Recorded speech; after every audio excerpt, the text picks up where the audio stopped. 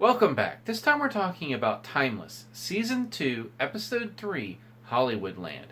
Now this was an all-around good episode, with a strong time travel of the week, some great character development, and one doozy of a final revelation in the last couple seconds of this episode. Although our heroes were once again up against a Rittenhouse sleeper agent, there wasn't as much mythology building since the first two episodes of this season did a pretty good job of setting up Rittenhouse's mission of putting these sleeper agents throughout time and using them to rewrite history for their betterment. Basically, we're now in the ongoing battle between Rittenhouse and our heroes as they try to stop them. Thus, we were able to focus a little bit more on our characters and, as I said, some developments, both in the romance department and in the medical department. As for our main storyline, it takes our heroes back to 1941 Los Angeles as they try to figure out just what Rittenhouse is up to. Helping them along is real-life historical figure Hedy Lamarr, who was both a well-known actress and a not-so-well-known scientist. And together they ultimately figure out that Rittenhouse's mission is to steal the film canisters containing Orson Welles' Citizen Kane and use them as a brokering chip to encourage William Randolph Hearst to give them a weekly column in all of his newspapers, no questions asked about the content.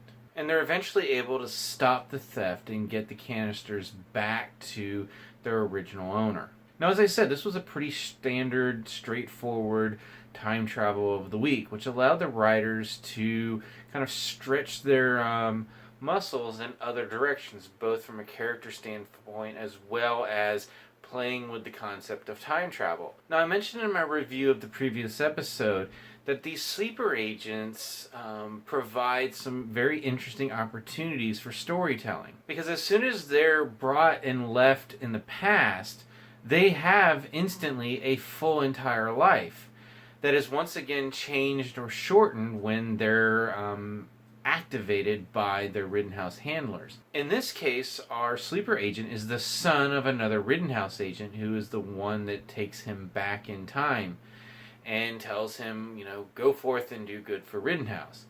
And then pretty much in the father's timeline, who returns to the present, it's been about a couple months, and he goes back to visit his son 15 years later.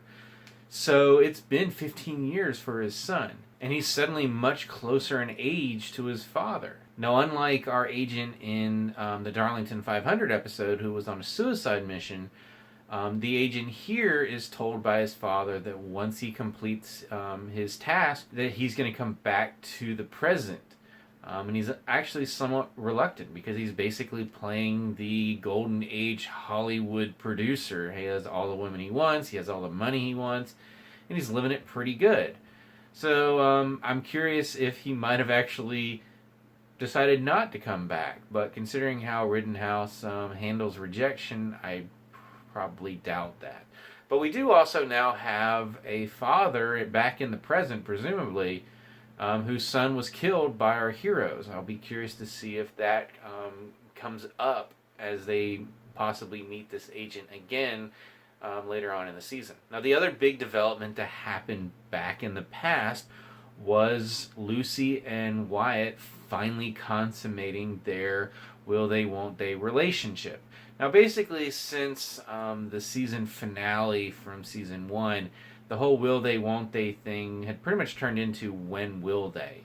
And they'd had some fun in the first 2 episodes of this season, having those moments where their almost kisses get interrupted by somebody. And I was really hoping that they weren't going to keep doing that. Unfortunately, they did not.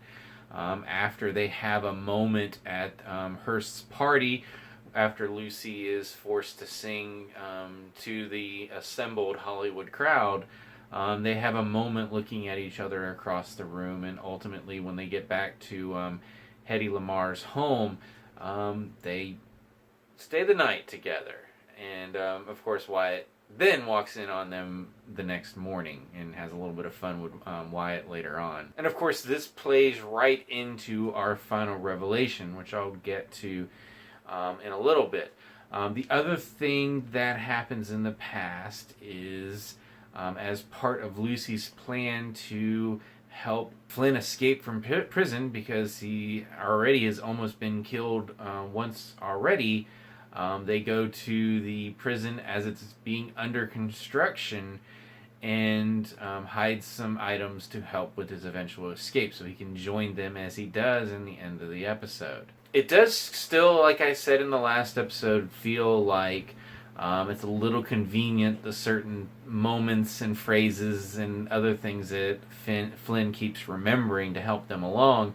So hopefully, now that he's actually on base with them, it can be a little less coincidental as far as his recollections. Now, the other thing I do want to mention from the past is Rufus telling Hedy Lamarr to make sure that she keeps her patent alive and going so her technology can't be stolen by the Navy 3 years later. And this ultimately has some pretty significant changes to present, where Hedy Lamarr is essentially the proto Bill Gates, and he's the Bill Gates that Bill Gates wishes he was. We've seen some other versions of this, like with the NASA episode from season 1, but in this case, Rufus purposely tried to affect the past to help out Hedy Lamarr, and I'm curious if his changes are what result in our final revelation, which once again I'm going to wait a little bit longer until we get there. I do want to talk about Gaea, and I've been calling her Gaea because I could have sworn that's how her name was pronounced in the first season, but it was Gaea straight through this entire episode, so I'm going to work on pronouncing her name correctly. Obviously, she is still dealing with the time sickness. She gets another premonition. She is not revealed to the others that these are premonitions. She, as far as she's concerned, she has one bit of evidence where she sees Rufus with a burn, and then later he actually does get burned. She doesn't actually see that, but she sees him having been burned. In this episode, she sees Rufus in what I could best describe as like pilgrim outfits, shooting someone in the woods with a long gun. I'm guessing that's going to have something to do with next week's episode. But her story in this episode was mostly about Agent Christopher wanting her to see a doctor, and she did not want to see a doctor because she talks about how a family member had gone in with something seemingly minor and ended up turning out to have cancer and died only like weeks later. She doesn't like doctors. And Connor Mason backs her up on this all the way through, and we find out that's because during the early tests, they had 2 pilots come down with very similar sicknesses while using the lifeboat, and that is why they instituted the 3-person rule. One of them died of a brain aneurysm, and the other is being evaluated for schizophrenia. So it seemed very ominous, and like this is some, Gaea's time is nearly up, no pun intended. And then she comes back from the doctor, and the doctor says not only is she well, she's pretty much the best she's ever been. Her heart murmur is gone. There's nothing to report on her brain scans. So somehow it is definitely affecting her, but from a medical standpoint, it doesn't seem to be nearly as bad as her predecessors. So finally, I've been tiptoeing around this all along. Jessica is back. Our heroes return to the present. Lucy and Wyatt are really happy. They're an item. They're just, nothing could go wrong. And then Wyatt gets a phone call, and he escapes from the facility, and we see him at a bar, and his wife is alive. I was curious there was a little part of me that thought maybe something like that might happen when they went out of their way to show her or him talking about her in the previously on. But then I thought, well, maybe that was just setting up his and Lucy's growing relationship. But ultimately, no, Jessica is back. Now, Wyatt and Rufus are presumed dead. So I don't know, in this new timeline where she now exists, did she think he had been dead since the explosion at the beginning of the season?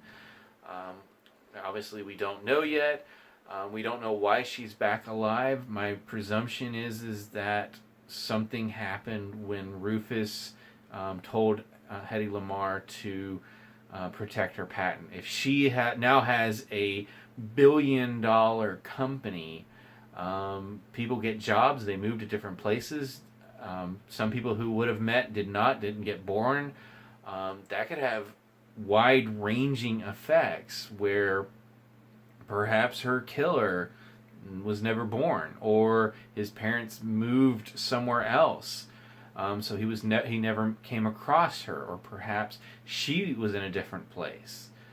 We don't know. Now, what's interesting is that Wyatt is not going to have any memory of his relationship with Jessica past the point in which, in his memory, she died. He's basically going to have amnesia for the last few years. So that is going to be very interesting to see how that plays out. Now, the other obvious thing is that this is going to put a huge roadblock in Wyatt and Lucy's relationship. I mean, they just spent the night together for the first time, and honestly, they had their first actual kiss the previous night. So, yeah, expect drama moving forward. I just hope Jessica doesn't end up being Rittenhouse, because, my God, let's not pull that card again. But, like I said, this was a really strong episode. The actual time travel of the week was very interesting. They do a good job of picking very interesting historical figures that might not everyone would know about, but they can have a lot of fun with. But for the most part, this was about building our characters, building up their relationships, and apparently then pulling the rug out from not only them, but us as well. So for now, I'm going to turn it over to you. What did you think of this episode, and what do you think is going to happen now that Jessica is back in the picture? As always, you can subscribe to my channel, check out some of my other reviews, and until next time, if you're going to pretend to be Langston Hughes, you better know some poetry.